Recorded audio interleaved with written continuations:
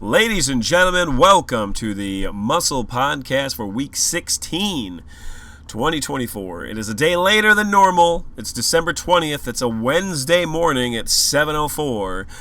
I've been kind of under the weather, no doubt. I took yesterday basically off. I went to work and then slept most of the day when I came home because I know that there's a bug going around and I have it. But luckily, I juiced myself with vitamin D and various other products to where it has not completely knocked me out of the world. But I did rest up yesterday. So here I am, still not 100% obviously, but we're going to go because the Survivor League waits for nobody more than 24 hours. So here we are. We are in the finals, folks. We had the Final Four in the MUSL Bracket. We had the Elite 8, I believe, in the SUK Bracket. Might have even been Sweet 16. I'll never get that figured out. You would think I study this at some point, but I don't because, well, I'm busy all the time. / not feeling great. I apologize for whatever you may hear coming out of my body or going into my body, but I gotta get it done. Louis Diana, who's we'll talk about in a minute. He was like, "Where's the podcast?" I was like, we're not listening to the dude's story. I posted first thing yesterday morning that I'm not gonna have it up for a day, but here it is. Here it is. We're ready to go. So real quick before I start, I just want to invite the entire league over to the Mega XP Zone for Saturday, December 30th. That's the day before New Year's Eve, people. For the Lions-Cowboys, Saturday Night Football. It's going to be like a Super Bowl party, kind of. Like we do this every week, basically. But the primetime games are a little bit special, especially on the road, because we have some people who have season tickets who join us for these games. So we'll probably do squares, we'll have a potluck, yada, yada, yada. I'm going to post this in the group, the invite. It's a public event, technically. If you're friends with me on Facebook, you can see it. But hope everyone comes. It's an open invite to all of the MUSL members, and then some. So just want to get that out of the way. Now, with that being said, sorry about the throat clear, but I told you it's going to happen. We're going to go to what is, we don't even know how long it takes now. But we're going to look at the recap, and here we go. Let's go! Weekly recap. It's the game of the week. Wasn't even in the MUSL Bracket. It was in the SUK Bracket. And there's a reason it's the game of the week. Look at this. 2 girlies, 1 cup. Austin O'Neill, rookie owner, had a great year. Going up against technically rookie owner Bracy Trudells, even though he had a team last year with his wife. Suck It comes up barely beating 2 girlies, 1 cup by the score 75.83 to 75.754. Kyron Williams, the high score on the offensive end for Suck It with 14.25 points. Obviously, the Raiders defense had a good game, and the Dolphins defense had a phenomenal game against the lowly Jets, which are an embarrassment of a franchise. Put up 32 points, wasn't quite enough. Suck It defeats 2 girlies, 1 cup to move on to, I believe, the Final Four in the SUK Bracket. This is the game of the week. A .09 point margin of victory, thanks primarily to Kyron Williams for the Los Angeles Rams. Had Derrick Henry in, didn't do much, but still. Oh, I don't know what. This is the problem here. I gotta turn this down here. There we go. There we go. That's better. So, yeah. Congratulations to you. Then we get to the games that really matter. That game doesn't matter. But you know what I mean. The games that really matter. The semifinals of the MUSL Bracket. Puca, Nacua, Mattatta versus the Apache Chiefs. Both perennial playoff teams. Puca, Nacua, Mattatta has won before. He was in the Final Four last year. The Apache Chiefs have made it to the Final Four many years. But could he get to the big dance? He could not. As Christian McCaffrey and Miami Dolphins defense combined for over 60 points. But thanks to Zay fucking dead in the ground Flowers, he could not muster up anything. Neither could Tyler Lockett when they needed it most.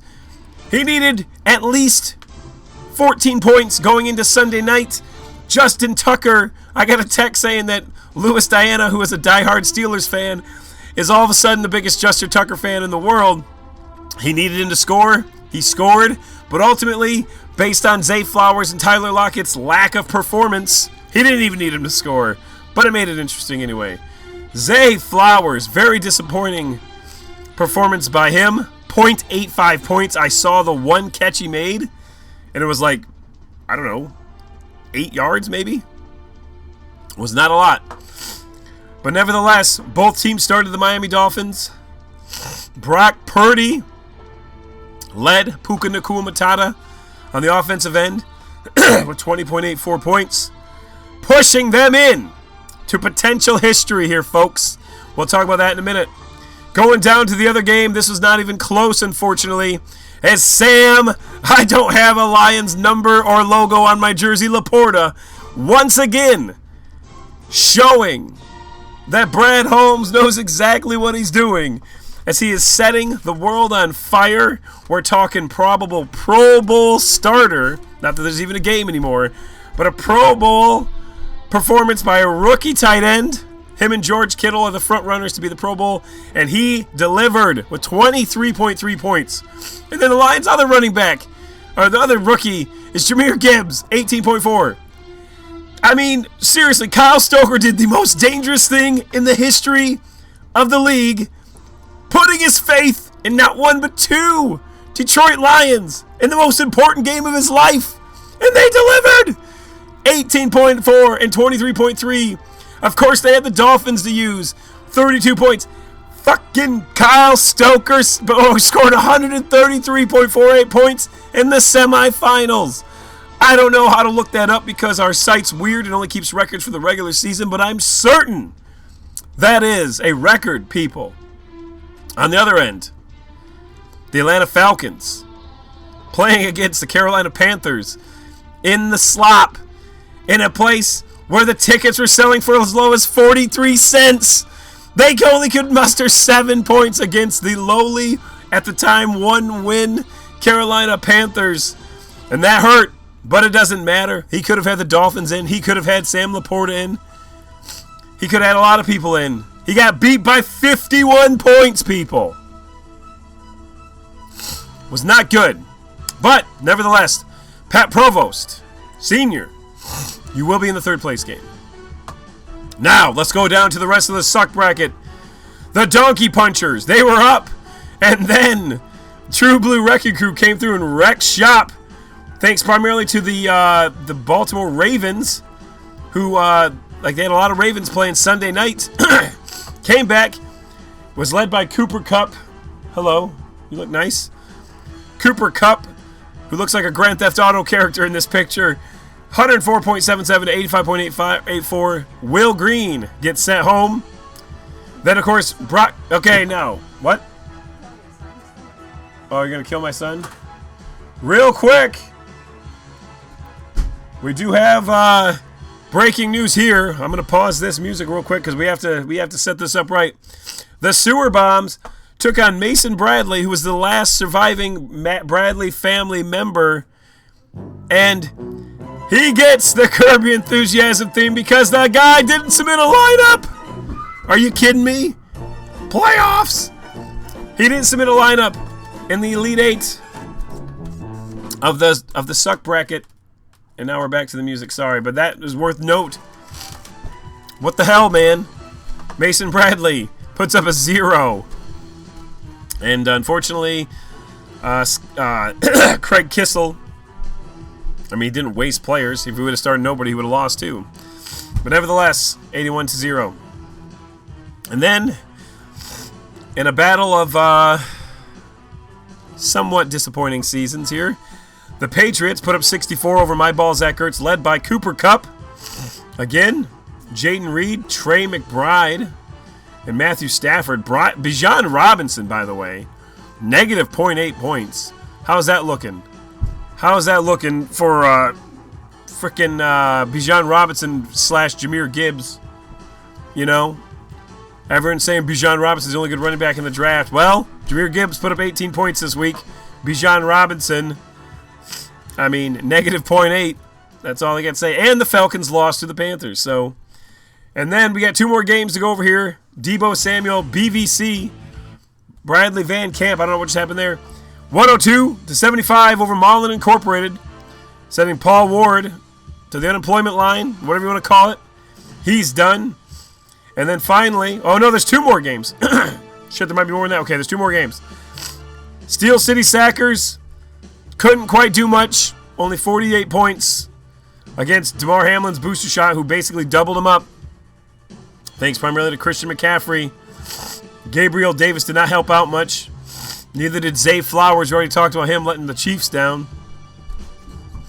And then finally, the Nuts. We have it, folks. We have the matchup we were talking about.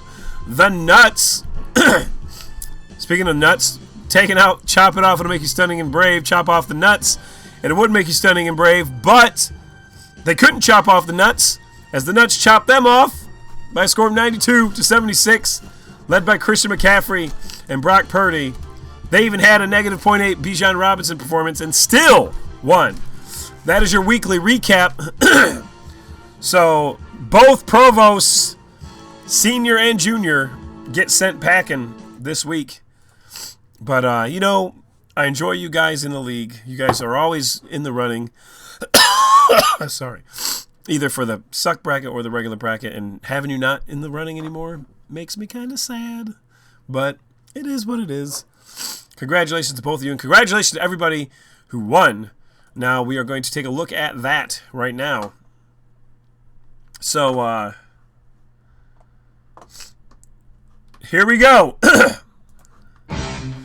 Your Muscle Championship this week will be former champion Puca Nacua Mattatta, Louis Diana, looking to make history and be the first person ever to be a 2-time champion, taking on You're in Chubble, Kyle Stoker, never been in the big dance before. In fact, I don't think he's ever been in the Final Four before. That means nothing because he scored 133 points this week. That's your Muscle Championship, folks. Puca Nacua Mattatta versus You're in Chubble. I'm not going to play the Trouble song because I definitely did get a copyright strike yesterday or last week. But it was worth it because that video is so ridiculous. So, there's that. Louis Diana can go and be history. Now, there was a person who potentially, who had a chance to go 2 in a row. 2 in a row, in fact. Not just 2, period. But that was the infamous Eric Perez incident, and we won't talk about that. Controversy ensued, and he's permanently banned from the league for his actions that second year. So, Lewis, don't try to doctor text messages. That's all I'm saying. And then, so that's that. And then, of course, there's, now keep in mind, okay? Now, I want to reiterate that it's Christmas time, and I know this world, this economy we live in, some people are struggling, some people aren't, you know, but if you are, or even if you're not, we did our best, and we've succeeded at getting the maximum amount of money to people as fast as possible. So this week, the 2 people who are going for the championship have already been given $350 because that is the third place prize or second place prize. Now, Puca Nacua Mattatta and You're in Chubble are going for not only the championship, but also a $450 bonus to win the league, which would mean that whoever wins this league actually wins $800, plus potentially the $50 they got for winning their conference if they won their conference. Puca Nacua Mattatta did. And I believe You're in Chubble did too. Did they? Yes, they did. Okay, so they could get $850 for a $20 investment. That's pretty good. Plus a year full of this shit. You can't beat that for $20. Okay. Sorry. So that's that. And then the third place game, keep in mind, that would be the Apache Chiefs taking on the Bleeding Blue Bombers. Do not forget to submit a lineup. You're going for an extra $70. That is for a total of $120 to come in third place, which isn't bad for third place. Not many leagues give you $120 for being third place, unless it's like one of these weird daily things. And then when we look at the SUK bracket, you know, we have True Blue Wrecking Crew, which is Roger Brewer, taking on Sewer Bombs. Okay? Brewer versus Sewer, as Craig Kissel taking on Roger Brewer. And then we have DeWyans, who defeated nobody That would be, I don't even know how that happened. Oh, yeah, he submitted a lineup. It wasn't really a game. Didn't talk about him because the people, Joe Bucker's didn't submit a lineup 2 weeks ago. So Gary King is still in it, even though I didn't mention him in the recap. Taking on Patriots, Gary King versus James St. Germain. That'd be a good game. Then we have BVC taking on DeMar Hamlin's booster shot. That is Austin Pollard taking on Bradley Van Camp. And then we have it. It happened years ago in the MUSL Finals, and it's happening again in the, what do we got, 2, 4, 6, in the Elite 8. It is the Elite 8. Happened in the Elite 8 of the SUK Bracket, husband versus wife, as Bracy Trudells, Suck It, takes on Jamie Phelps / Trudell. I don't know if she's officially changed her name or if she's going to officially change her name. Maybe hyphenate it. I don't know. Tell me all about it. In the final Elite 8 bracket there is the Trudells / Phelps family will play to try to get a spot in the final 4 of the SUK bracket. And then I want to talk about this. I mean, I talk about it every week because, I mean, if you watch these podcasts, you already know this probably, but just in case you have someone who's in this league who doesn't watch these or doesn't know, reminder that week 1 of the wild card playoffs, there's a whole new league starting. Sorry. There's a whole new league starting, the MUSL Playoff Challenge. So you're not out, and it's free to participate in. You win that, you win free entry into next year too. So the SUK Bracket gets free entry, and then the winner of the Playoff Challenge gets free entry. And then I can mess your results up like I did Paul Wallenwine and Scott Muckovitz, you know. So next year you might be mistaken for winning one versus the other. And then speaking of Jamie Phelps, sorry, my God. Speaking of Jamie Phelps, she is our week 15 winner of the Super Squares too, by the way. Because the Jets, as you saw, the Dolphins, they put up 32 points in fantasy because they played the Jets, who could, I mean, they beat them like, I don't know, 32-0 too, I think, right? This week's category is fewest rushing yards, and the Jets put up 23 rushing yards. And then on the NFC side, the Atlanta Falcons, who we mentioned before, you could have bought tickets to that game for 43 cents. 43 cents, seriously. The Panthers allowed barely more than 43 rushing yards, as they allowed 52 rushing yards to the Atlanta Falcons. And let me just tell you something, man. That NFC South division is such a disaster.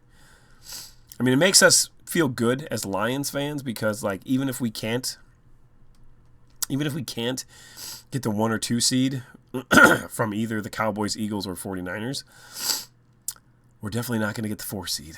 So, I mean, we have a better chance of not getting the 3 seed and having Minnesota win than getting a 4 seed because, yikes, that division's bad. But anyway, so there's that. Don't forget, next Saturday, Lions-Cowboys at the Mega XP Zone. The whole MUSL's invited. Bring a passing dish. Bring your own booze. Watch it on a 20-foot screen with high-quality sound, blah, blah, blah. It's a huge thing. Basically like a Super Bowl party. You know, we'll have squares and stuff, you know. And, yeah, I mean, I hope you all have a Merry Christmas. I hope I feel better because I don't want to be sick on Christmas, that's for sure. I have 2 monster days at work coming up. And, yeah, 19 minutes on the dot. 3, 2, 1. Have a good one. See ya.